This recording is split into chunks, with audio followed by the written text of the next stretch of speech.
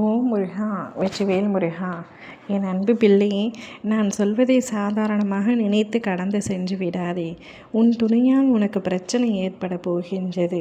என்ன பிரச்சனை என்பதை உன் அப்பா முன்கூட்டியே சொல்கின்றேன். கவனமாக கேட்டு தெரிந்து கொள்.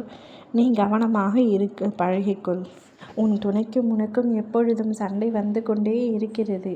அதனால் மன உளைச்சலில் இருக்கின்றாய். யாரிடமும் பேசாமல் தவித்து கொண்டிருக்கின்றாய்.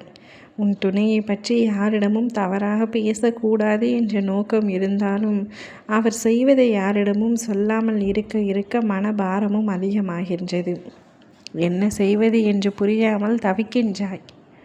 எதற்காக இத்தனை பிரச்சனைகள் எங்களுக்குள் தொடர்ந்து வந்து கொண்டே இருக்கிறது என்ற வருத்தம் கூட உன் மனதிற்குள் இருக்கின்றது. தங்கமே, பிரச்சனை வருகிறது என்பதனால் நீதான் தவறு செய்துவிட்டாய், அவர்தான் தவறு செய்துவிட்டார் என்பது இல்லை. காலத்தின் கட்டாயத்தால் உங்கள் இருவருக்கும் பிரச்சனை வருகின்றது. நீங்கள் இருவரும் ஒன்றாக சந்தோஷமாகத்தான் வாழ்ந்து வந்தீர்கள். ஆனால் யார் கண்பட்டதோ தெரியவில்லை, பிரச்சனைகளாகவே இருக்கின்றது. வருத்த கொள்ள வேண்டாம். உன் துணையால் உனக்கு மறுபடியும் பிரச்சனை வரப்போகின்றது. ஆனால் அதை எதிர்கொள்ளும் தைரியம் உனக்கு இருக்கின்றது. சண்டை தாங்க முடியாமல், மன உளைச்சல் தாங்க முடியாமல் தவறான முடிவை எடுக்க அவர் முற்பட்டிருக்கின்றார். ஆனால் அது நடக்கப் போவதில்லை. யாரோ ஒருவர் தடுத்து விடுகின்றார். அதனால் அவை அப்படியே உன்மீது பாய்ந்து விடுகின்றது. நீதான் அவரை கஷ்டப்படுத்துகின்றாய், நீதான் அவரை சண்டையிடுகின்றாய்.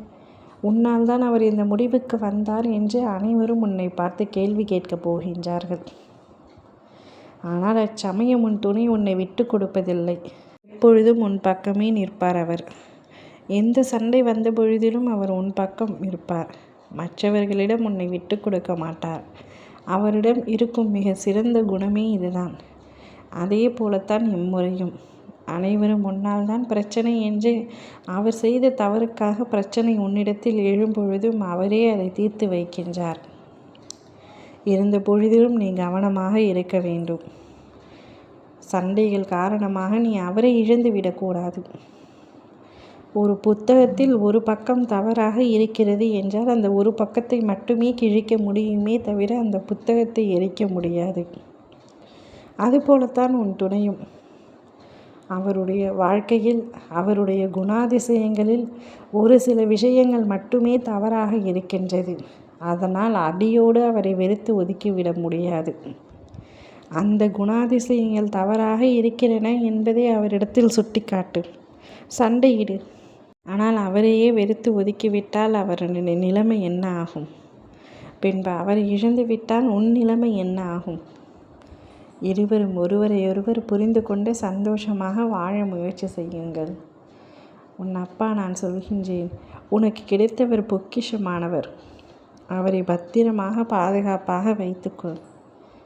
எப்பொழுதும் அவளை தொலைத்து விடாதே. ஓம் முருகா! வெற்றிவேல் முருகா!